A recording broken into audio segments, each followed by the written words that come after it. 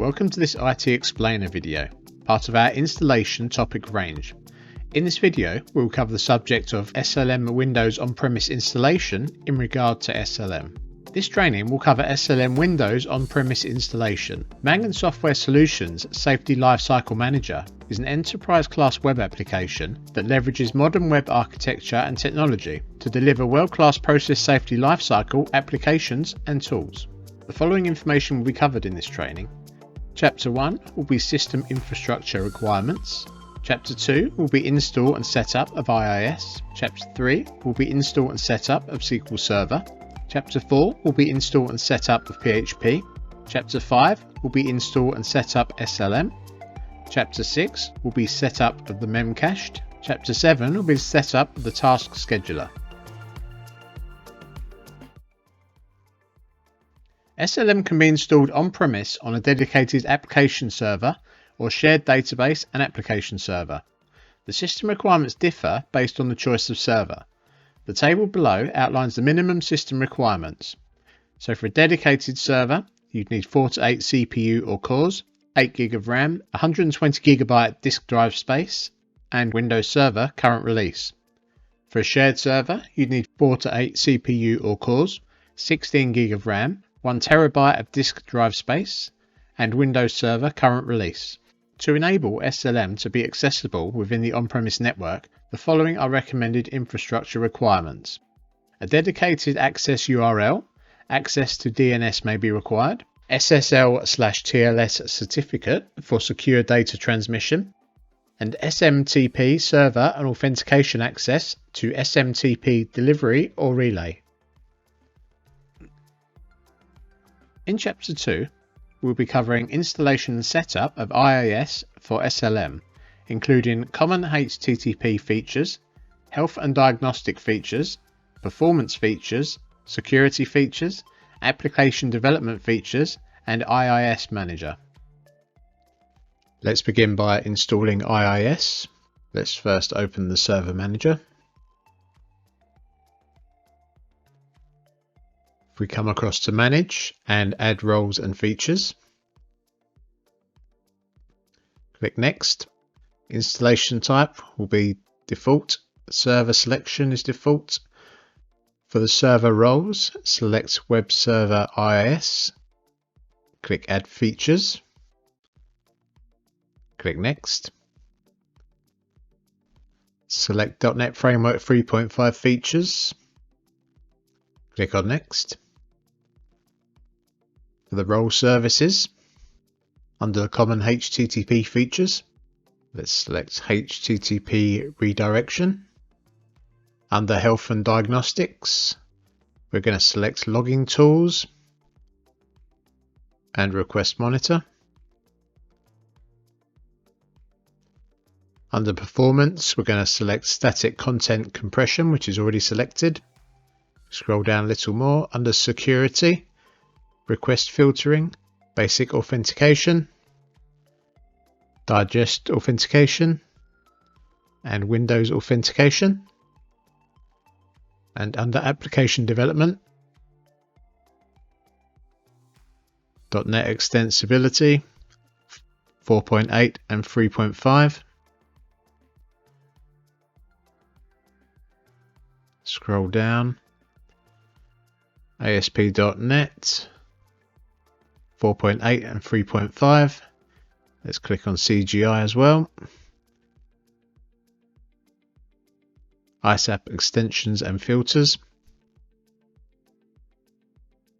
Under management tools, we're going to select IIS Management Console and Management Scripts and Tools, and then select Next. Now click on Install. After the installation process is complete, we will see this screen saying that the installation has finished. So now we just click on the Close button, and then we're now done with the installation of the IIS. In this video, we'll look at how to install the IIS Manager. So you'll be provided with a downloadable file or a folder, and from there you can click on this PHP Manager for IIS. and it will walk you through the steps. Click next, click on I agree, click on next. Then it will say PHP installation is complete. We can now click on close. The PHP IIS manager is now installed.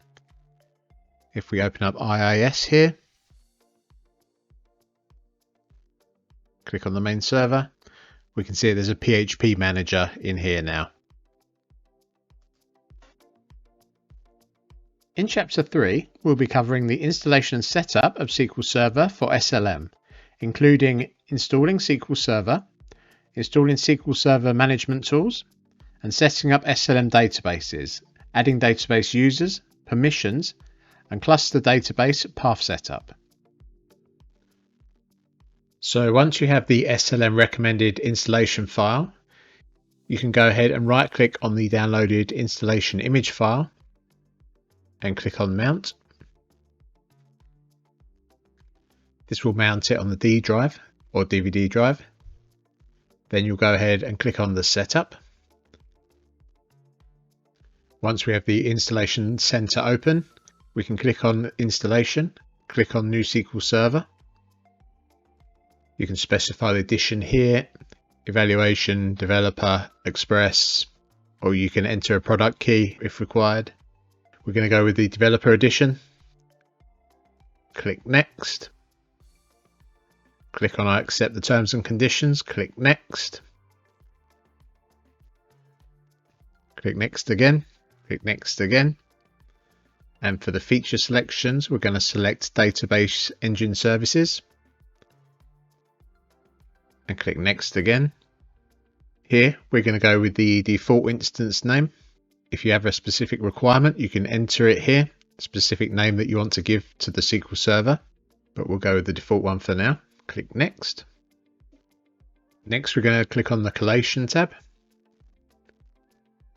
And the database engine should be set to SQL, Latin, General, CP1. If it's not, then we need to set this. Click on Next. Under the server config, we're going to go with mixed mode and specify the password for the system admin account. Then you can add the current user as admin, and if you click on Data Directories tab, you can select which folder to use for the database, for the log directory, and for the backup, but we're going to stick with the default for now. Click on Next, and then click on Install, and it will install SQL Server 2022 for us. So after the SQL Server completes, we should see this screen with the status of success under the features, and click Close from here, and now SQL Server has been successfully installed. We'll open the SQL Server installation and then click on Install SQL Server Management Tools. It will open up a browser window,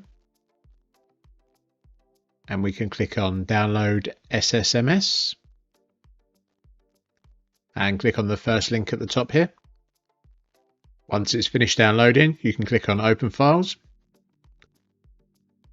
and this window should open, and we'll go with the default location and click on Install. Once the installation of SQL Server Management Studio is complete, you will see this screen saying Setup Complete, and click on Close, and that is now fully installed. So you should at this stage have a backup of files of the databases provided to you. Let's go ahead and copy those database backups and navigate to the backup folder within SQL.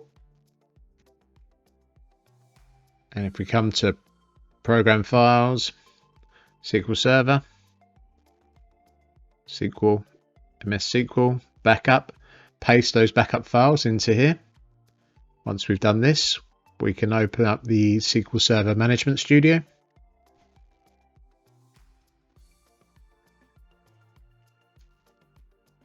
So in this window, if you have a SQL Server authentication, you can click on that and enter the username and the password. But we're going to use Windows authentication here. For the encryption, if you have encryption, we don't have it, so we're going to select optional and click on Connect. Now we're going to click on the databases, right click and restore databases. Go to the device selection here and click on the three dots. Click on Add. Select the database. Click OK. Click OK again with the default settings. And we can see that has been restored successfully. We're going to repeat the process again.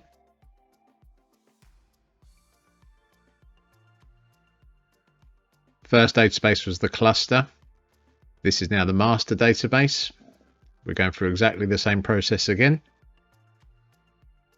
Let's go ahead now and add the revisions database.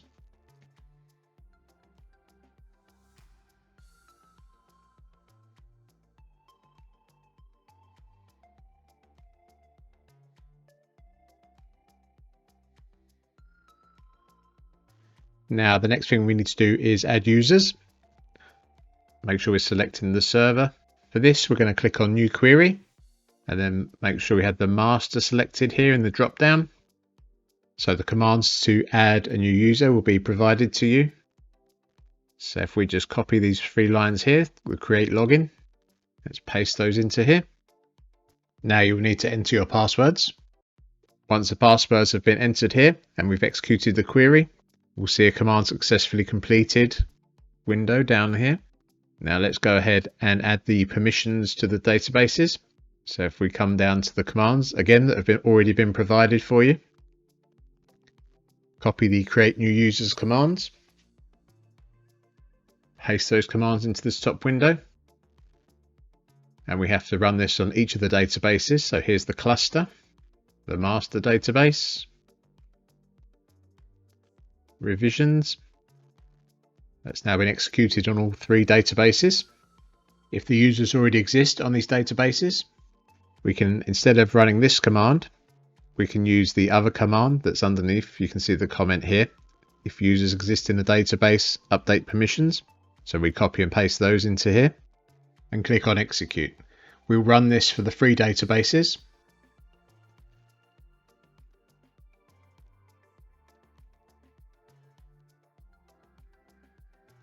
So next we're going to apply the permissions for the users on the stored procedures to execute the stored procedures. So if we scroll down to this script that we provide,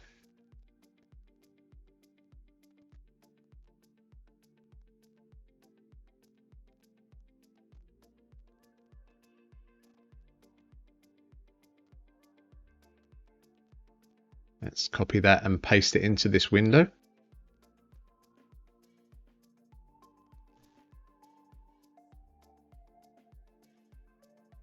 We now need to execute this on each of the 3 databases. So that's the cluster, the master, and revisions. And now all the permissions have been applied and the database has been configured. One last thing we need to do on the cluster database is update the paths, which again is a script that's provided to you. So we'll just copy that now.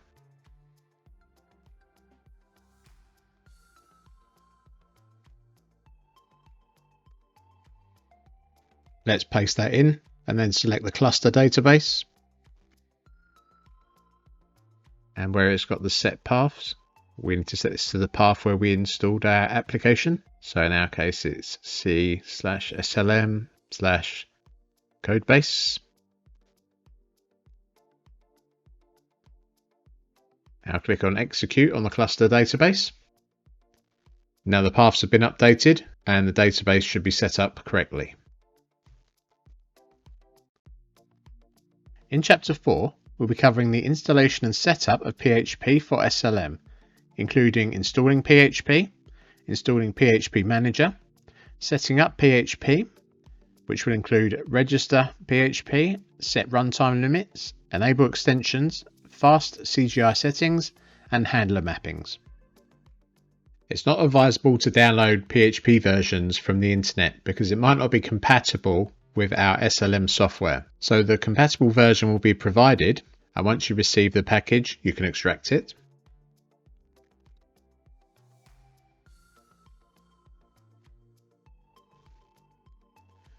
Once it's finished extracting, we can go to the File Explorer, create a new folder under the C drive in Program Files,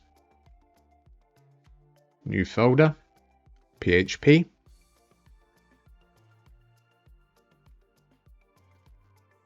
and then under that we can create a folder for the current version, which is version 8.3.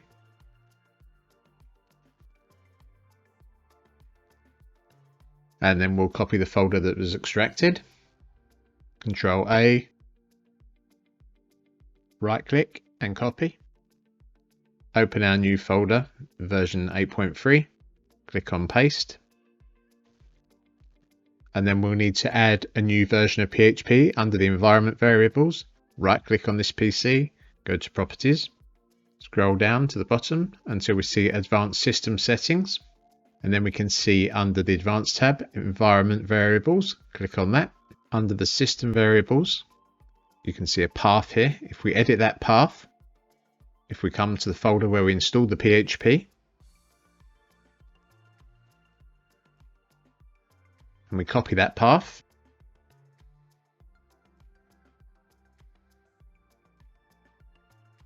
and paste the path into the environment variables, click on OK. Next, we need to install Visual C++ executable for the PHP to work. So for that, we'll open up the browser, search PHP for Windows, and go to this link windows.php.net. Once the page is open, scroll down to where it says VS 16 and 17, and click on x64 link here. Once that's downloaded, click on Open File. Agree to the license term and conditions and click on Install. So once that's installed, the installation of PHP is complete. So to verify that PHP is installed, we need to open up a command prompt and check. So if we click the Windows key on the keyboard and then come to command prompt, then we type PHP space -v and click return. And here we can see the PHP version 8.3.8 with the build information, etc. So now we can see that PHP has been installed successfully. So once you have PHP installed and IIS is already installed, we'll open up the IIS, click on the server, go to PHP Manager, click on Register New PHP Version. We're going to browse to the folder where the PHP was installed. In Program Files, PHP version 8.3. Click on PHP-CGI, click OK. Now we need to, in the PHP settings, click on Set Runtime Limits. Increase the post size to 100. Upload the maximum file size to 100. All of these settings are in the documentation. Execution time 600, memory limit 512. Once that's done, click apply, and then we can go back to the main menu. Next, we need to enable extensions. The list of extensions to be enabled are provided in the documentation. So to enable a disabled extension, just right click and click on enable. We're just going to go through now and enable all of the correct extensions.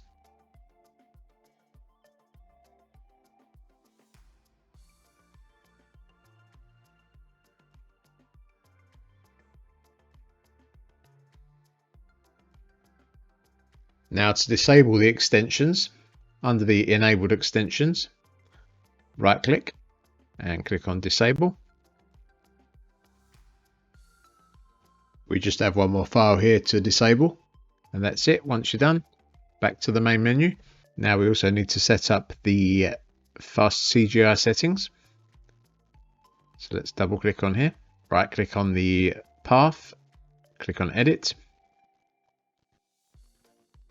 On the activity timeout, we'll change this to 600. The idle timeout will also be 600. And the request timeout will be 600 also. Click on OK. We then click on the server path again. If you have the API, we also need to modify the handler mappings So double click on here, scroll down to the PHP version here, right click on that, click on edit. Under executable, make sure there's a double quote at the start and the end. Click on the request restrictions button. Click on the verbs tab. On the end here, we'll add put and delete. Click OK. OK again. And then you get a confirmation. Click yes. That's it for the handler mappings. So click on the server again. Next, if you have the SSL certificate, we'll need to import that. So to import the server certificate, go into the server, server certificates, click on import. Click on the three dots and find the PFX file. Add your password. If you want to be able to export the certificate later, check this box. Click OK. Now you have the server security certificate installed. So this concludes setting up the PHP and IIS. In Chapter 5, we will cover the installation setup of SLM, including installing SLM files, setup of SLM files on IIS, configuring .env files, configuring Minify, and setup of file permissions. The installation zip file is provided to you, so once you receive it, right-click on it, extract all, select your extraction destination, click on extract. Once the zip file finishes extracting, we will be presented with this folder. Let's double click and open that folder. There will be 3 folders in there, depending on whether you have the API. If you don't have the API, you'll only have the 2 folders, being the app stack and the codebase. But for now, we'll be copying all 3 of these folders. Hit Ctrl A and Ctrl C, and we're going to be installing this on the C drive. The user can, of course, install in any path they want. So let's click on C, right click, go to new folder, name it SLM, go inside the SLM folder and paste the 3 folders. We'll now need to set up the IIS. Let's open the IIS, right click on the sites and add a new website. In this case, we'll be adding slmgold.manganslm.com. This can be any name, but it's advisable to use your company's domain name. So we'll copy this and we'll paste it into the host name as well. For the path, click on the 3 dots. And let's find the folder that we created, the SLM folder. Let's open the codebase folder. And select the web root. Web root is a folder where the main index file resides. So we'll select that. We can uncheck this start website immediately because we need to add a couple more resources yet before that's possible. So uncheck that box and click OK. Now you'll see the new website here. So right click on this. Add a virtual directory. First alias will be libraries. And let's find the physical path. Again, we're going into the C drive. SLM folder. And the library is stored in the AppStack folder. So let's click on there. And we can see a libraries folder. So we'll select that. Click on OK. Click on OK. Next, we'll add another virtual directory,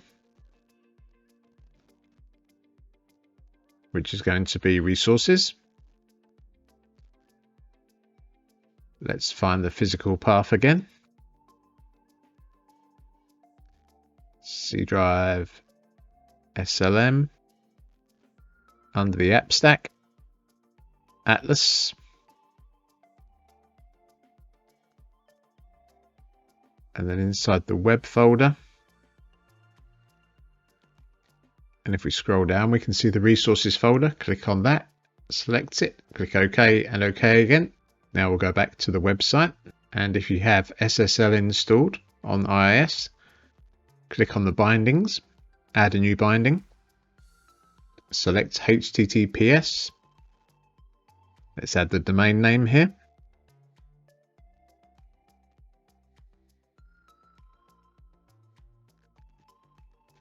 Click on the SSL certificate and select it. Click OK and click Close. And we should see it over on the right hand side here. It's now, if you also have the API, we'll need to add that. So we'll right click on the website again. This time we're going to add application. Alias will be API. Physical path will be in C drive.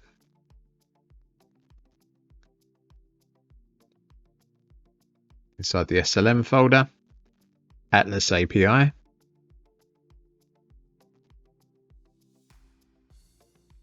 And then select public. OK. OK. And then for the API, we also have documentation. So we'll add that as well. Right click on the website, add application. The alias will be docs. We'll now select the physical path again. SLM folder, Atlas API. Go to public. And click on the docs folder. Click OK. And OK again. Now the website on IIS is set up. Now we'll need to configure some environment variables. So to do that, we'll need to go back to where we installed the application. First, we'll set up the environment variable for the website. We'll go to the codebase folder. There should be an env file. Right click on the env and edit with Notepad or another editor. And there's several variables in here we need to configure. The code environment defines whether it's production or development. If it's in development mode, whenever there is an error, it will display it on the screen. So in this case, we're going to go with production. For HTTP host, it's the host name of the website. So in this case, it's slmgold.manganslm.com. For the API HTTP host will be the web address /API, as there's no separate subdomain. The client code will be demo, or whatever the client code is. The product is SLM. Instance UID is the identifier that's on the database, on the cluster database. Let's have a quick look at that. So for that, we'll need to open up SQL Server Management Studio. We'll go to the cluster database and expand it. Under tables, there is a database table here, INS instances. We'll right click on it, select top 1000 rows. And here is the instance ID that we're going to put in the environment file. So scope type and root type does not change. If you have SSL, we'll set this to 1. If you don't have SSL, we'll need to set this to a 0. In this case we have, so we'll set SSL equals 1. For the cache configuration, we're going to use Memcached here for the driver. The cache host will typically be the local IP address, or we could have localhost.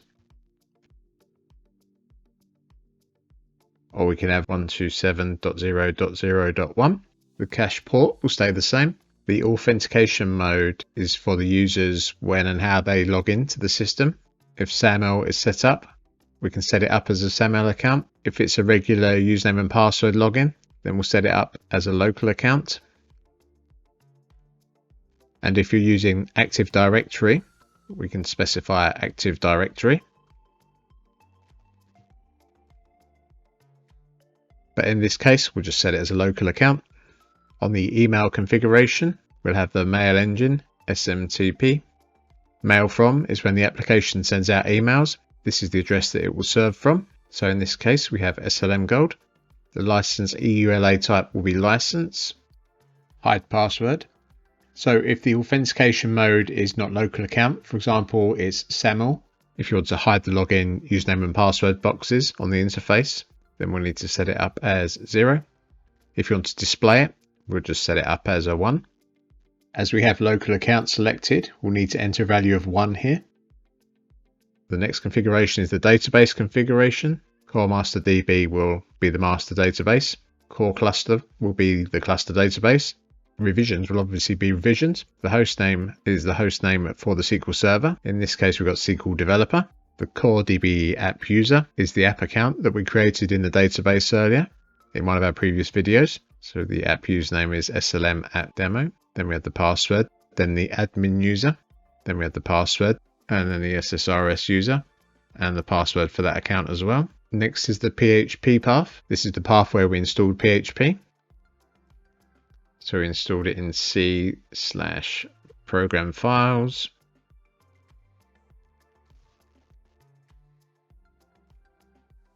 /PHP /v8.3 /php.exe. So if you have a space in the path, you will need to use the double quotes. If you don't have a space in the path, then you don't need to worry about the double quotes. Next is the SMTP configuration if you're using SMTP. So we'll put in the host name, username, SMTP password, and the SMTP port. Cloud export can be left as it is. That's setting up the environment file for our application. So once that's all done, we can click on save. Next, we need to set up Minify. Go to the SLM installation folder. Go inside the codebase folder. We need to ensure we have a Minify folder in here. Come to the webroot folder. Come into the MIN folder and edit the config.php file. Edit with a notepad or any other text editor. There are 3 areas in here that we need to edit. So the first place is the Memcached path. So this will be the path of the Minify folder. So in our case, it's C/SLM/codebase/Minify.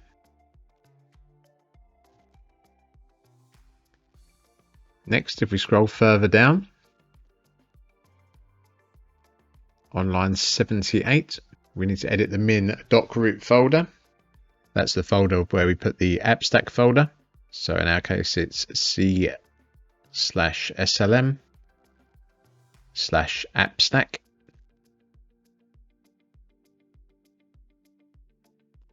Next, we'll scroll a little bit further down.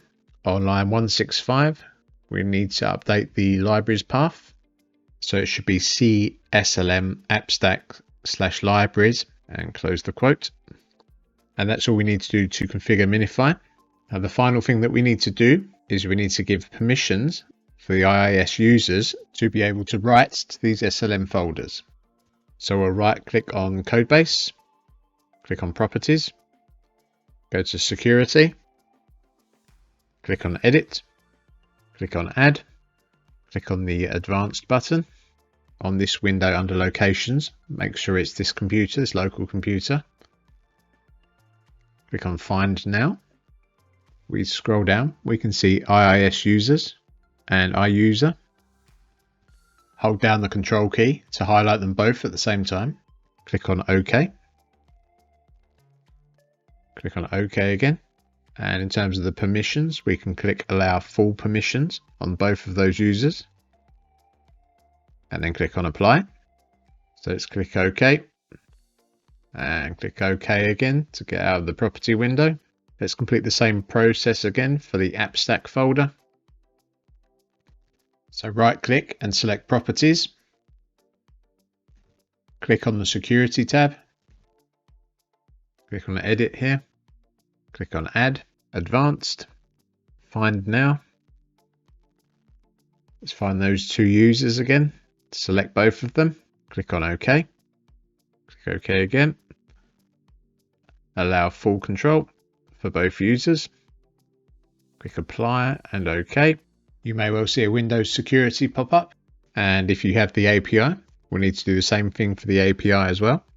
So let's right click, Properties, Security, Edit, Add, go to Advanced, click on Find Now, find our 2 users, Click on OK. Click on OK again. Allow full control for both of the users. Click Apply. And we have now completed setting up the files for SLM on the server. In Chapter 6, we'll be covering the setup of Memcached, including installation, starting, stopping, and uninstallation. For the next task, we'll need these two files that will be provided to you. So let's go ahead now and open a command prompt. This needs to be in elevated permissions. So if you come to the command prompt, right click and run as administrator. And then we have a couple of commands that we need to type in here. These commands will also be provided to you.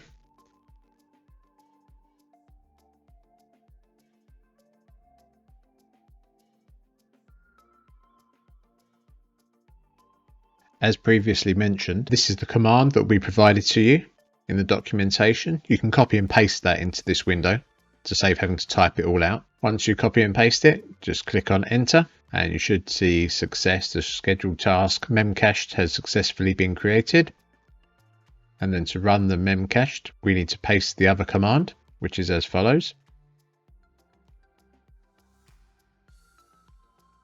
So this will run the Memcached. Now to stop it, you can copy and paste the stop command that's provided to you. Instead of run, it will be end. If you need to remove a scheduled task, it's the same. We just change this to delete. And it will ask you if you're sure you want to remove the task. Just press Y for yes and click enter. And now this Memcached is removed. In Chapter 7, we'll be covering the setup of the task scheduler for SLM, including configuring triggers, configuring actions, and configuring conditions. So the first thing we need to do is search here for the task scheduler. Once this window pops up, click on Task Scheduler Library, right click and create new task. We'll give it a name. SLM background task. The users, we need to change it to system user. Click on check names. That's added the system user. And then configure for. Select the current server that we're using. So Windows Server 2022. And then also be sure to check run with highest privileges. Let's click on the triggers tab and click new. It's going to be one time. Repeat task every. Let's change this to every 1 minute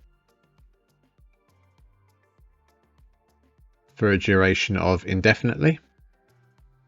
Make sure enabled is ticked and click OK. Come to the actions, click new. Under program script, we're going to put in the path for the PHP. So let's go to our Windows folder, program files, scroll down to PHP version 8.3.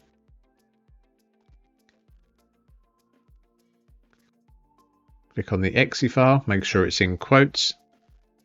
In the arguments, we're going to put in the path of where we've installed our SLM application.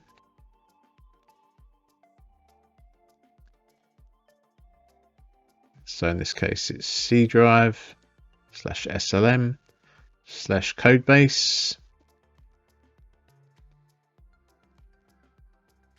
/webroot /index.php. This again is provided in the documentation. Let's add some parameters here. And that's it. Click on OK. Now on the conditions tab, we can uncheck the start the task only if the computer is on AC power.